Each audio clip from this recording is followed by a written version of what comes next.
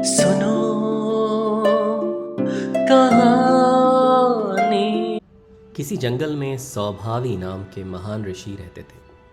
उनकी पत्नी अति सुंदर थी, जिनका नाम मनोनिया था। एक दिन, मैं जंगल में जा रहा हूँ, तुम अपनी देखभाल रखना और अजनबियों से सचेत रहना। ऋषि की अनुपस्थिति में एक गांधर्व उस आश्रम में आया। उसका नाम क्रौंच था। कितनी सुंदर है यह कौन हो सकती है? उसने ऋषि पत्नी के पास आकर उनका हाथ पकड़ लिया। हे सुंदरी, तुम कौन हो? तुम इस सुनसान जंगल में क्या कर रही हो? मेरे साथ चलो, मैं तुम्हारी अच्छी देखभाल करूं। मनोनयी ने बड़े ढंग से पूर्वक उनसे अपना हाथ छुड़ा लिया। आपको ऐसा नहीं करना चाहिए, हे श्रेष्ठ जन, मेरा हाथ छोड़ दीजिए। उन्होंने उसे अपने पास बिठा लिया।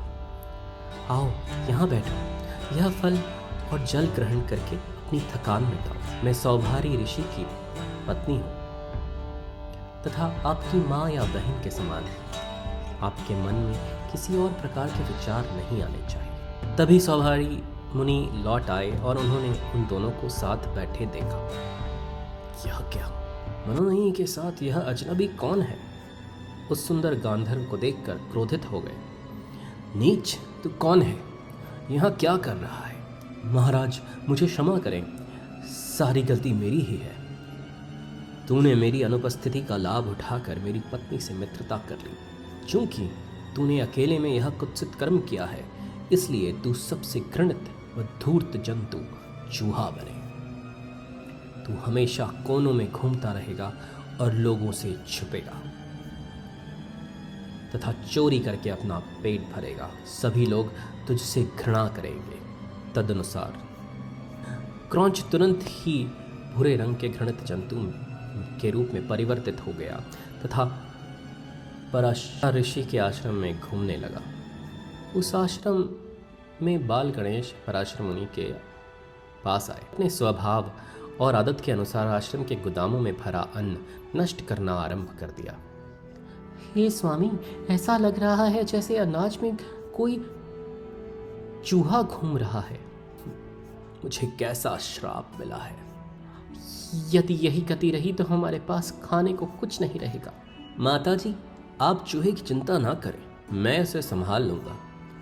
गणेश ने एक रस्सी लेकर बड़ी चतुराई से चूहे को उससे बांध दिया। मैंने अपराधी को पकड़ लिया है। चूहा भय से कांपने लगा। हे प्रभु, मुझ पर दया करो, मैंने कोई क्षति नहीं पहुंचाई है। मैं तो क्रौंच नामक गांधर्व हूँ और ऋषि सौभारी के श्रापवश मेरी यह दशा हुई है। गणेश को उस अरक्षित जीव पर दया आ गई।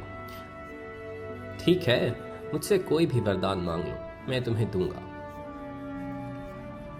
भगवान, मुझे केवल आपकी चरण भक्ति चाहिए, मुझे अन्य कोई वरदान नहीं चाहिए। तथास्तु, आज से तुम मेरे वाहन होगे। फिर बाल गणेश उस मूषक की पीठ पर बैठकर प्रसन्नता पूर्वक सवारी करने लगे। तभी से गणेश का कोई भी चित्र उनके प्रिय मूषक के बिना पूरा नहीं लगता। दार्शनिक तौर पर चूहा मन का प्रतीक है। वाहन होने के कारण यह केवल अपने स्वामी के आदेशानुसार ही चल सकता है तथा उस पर पूर्ण नियंत्रण रखा जाता है, ताकि यह भेंट में चढ़ी मिठाइयों और फलों को ना कुतरे। इस प्रकार गणेश चित्त के स्वामी हैं।